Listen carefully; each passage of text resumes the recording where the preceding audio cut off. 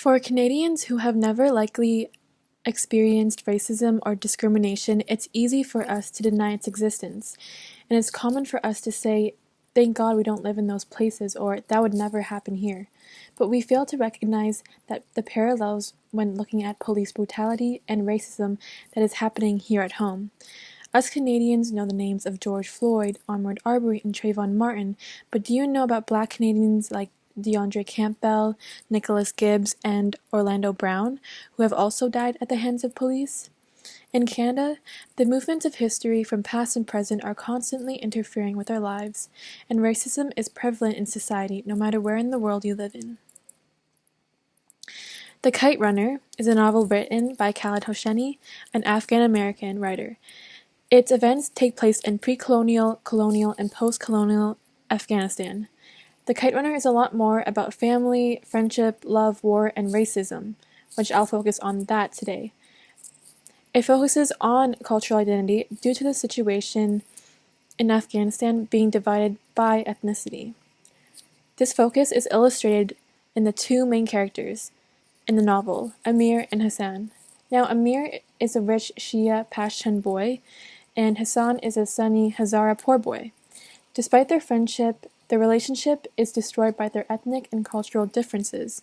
The Pashtun represents the majority superior ethnic group in Afghanistan, which segregates the Hazara minority.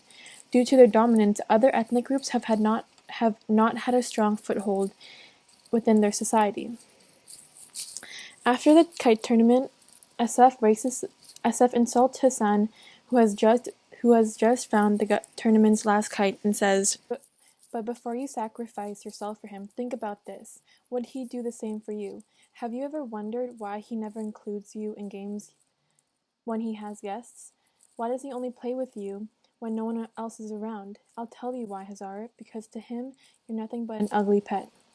Asaf racistly disdains Hassan on the grounds that he is a Hazara. Asaf, being a Pashtun, considers Hassan inferior. He does not call Hassan by his actual name, but by his ethnic group. Asaf is a representation showing the terrible treatment Pashtuns have on Hazaras. Not to mention Baba never calls Ali his friend, and Amir never thinks of Hassan as his friend. Their ethnic and strict religious divide seem too substantial. Nonetheless, racism is still very prevalent today, and I'll talk about a couple of personal and family experiences. So to begin with, my father is quite old. He is 77 years old, which is kind of crazy, but he first migrated to Canada in 1974, where he worked at a TNT factory making boards and electrical wiring in Mississauga. Now back then, Mississauga was predominantly Caucasian, and my father had a hard time adjusting to the cultural differences from the Philippines to Canada. His coworkers, being predominantly Caucasian, repeatedly made fun of his tanned or brown skin complexion, and before, when he mentioned this to me, he felt like he was being treated like a dog there. These sorts of acts can be called microaggressions, which are behaviors or statements that may deeply offend those who are less privileged, similar to how Hassan was being treated as a kid in Afghanistan. And I feel like his coworkers back then had some sort of superiority complex towards my father based on the color of his skin and Asian background. Similarly, a recent incident my half-sister experienced about a month ago. So she works at a TD in Oakville, and she's a manager of that branch, and she had a customer wanting to speak to her inside her office regarding a matter I'm not too sure of, but this customer was not wearing a mask. So with this whole pandemic going on, you cannot enter the office without wearing a mask, for safety reasons, of course. And when my sister and her coworker explained this to her, she became frustrated and said, "Go back to China." And that was her response. First of all, my sister is not even Chinese, and even if she was, so what? This expression is used too often toward minority groups. Overall, I think that Pashtuns having a superiority complex against Hazaras in terms of their ethnic origin and religion is similar to how minority groups in Canada, such as Asian Canadians, Black Canadians, Hispanics, and most importantly, the Indigenous people, were and are still being treated.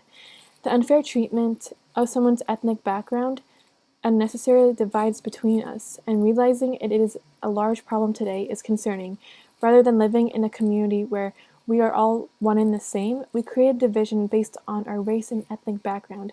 And this theme about racial discrimination in Afghan society found in the Kite Runner can be related to people all around the world, especially those who are immigrants in North America. That being said, I'm not comparing specifically how Hazaras are treated by Pashtuns to how my father and sister were treated. It's definitely a completely different situation, nor am I solely blaming Caucasians for the racism and discrimination in Canada. What I'm trying to focus on is that any race can feel superior to others who don't hold the same cultural background or skin color as them. So continuing this further, when the Taliban drove out the Soviet forces, the Taliban started a rule of their twisted translation of Sharia, or the Islamic law, through fear-based oppression. Hassan, being an ethnic minority, perceives that the Taliban won't make things better at all, especially for Hazaras who are Shia Muslims, when the Taliban are Sunni Muslims. The Taliban promised to bring peace and security, but it seemed that it is quite the opposite. When Amir arrives at Rahim Khan's home in Peshawar, Pakistan, Rahim Khan describes his past to Amir and says, "The war is over, Hassan." A few weeks later, the Taliban banned kite fighting, and 2 years later, in 1988, they massacred the Hazaras in Mazar-e-Sharif. The Taliban slaughtered thousands of Hazaras for the sole reason of their ethnic origin. The inequality between Pashtuns and the false belief of the Taliban's towards Hazaras creates Hassan being a victim in all of this. Thus, the Sharia law that the Talibans follow is one of the most restrictive and invasive amongst all legal systems in the world. Now, relating to everything that is happening in terms of police brutality right now, like George Floyd and Ahmaud Arbery, who are victims of this, there is racism in that Canadian legal system and especially in law enforcement as well in Canada. Now, I'm not comparing the Taliban to the police in Canada because the Taliban include whipping, stoning, beating, hanging, and so much more that is completely incomparable to police in Canada. But what I am trying to focus on is that racism is prevalent in legal systems in both Canada against minority groups and Afghanistan against Hazaras, who is also a minority group. To show a little bit of background, CBC set out a database of every person who died or was killed during a police intervention from 2000 to the end of 2017. So if you refer to the pie graph I have on the screen, this is on the victims in fatal police interactions by race. The majority of victims are white, a demographic comprising the largest percentage of the Canadian population. So they make up about 71%, according to Stats Canada. Now, conversely, Indigenous people make up only 4.8% of the population, yet represent 15% of total fatalities. Members of the Black community, which make up only 3.4% of Canada's population, represented 9% of the fatalities. Both racial groups are disproportionately affected by police violence relative to other ethnicities. And when you look into these cases compared to Caucasians, there is a pattern of racial bias, many of which Indigenous and Black people were killed innocently by being racially profiled. Ontario has seen a high number of fatal interactions between police Black men, underscoring the systemic racism. In a similar sense, Hazaras making up only 27% of the population, they are subject to the most discrimination and exclusion by the country's Pashtun and Sunni government. Overall, no one should be allowed to be above the law, including those who purport to uphold it. Taliban say they want to restore peace and security, yet they kill innocent people every day. Police duty is to promote safety and protect life and property through the enforcement of laws and regulations, yet you see constant cases of police killing unarmed African Canadians, and the police are let go without any charges or punishment. Racism exists everywhere, including police forces and the government. Recall that Japanese Canadians during World War II were sent to internment camps, mainly based on racism by the government, were forced to overwork in labor camps, treated like caged animals, and forced to pay for their own imprisonment. Now, I'm not comparing to the extent of the mistreatment between Afghan government versus Canadian government, I'm trying to draw parallels in terms of the racism found in the legal systems in Canada and Afghanistan. Racism isn't just about law enforcement, it is about unequal access to economic opportunities, healthcare, transportation, and housing, and so much more.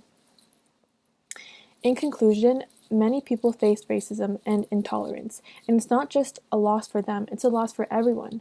Racism fuels conflict, creates divisions, and creates inequalities in health. It stops us from discovering the richness of other cultures. ECRI, the European Commission Against Racism and Intolerance, their studies show racism is getting worse. Hatred is on the rise both online and offline.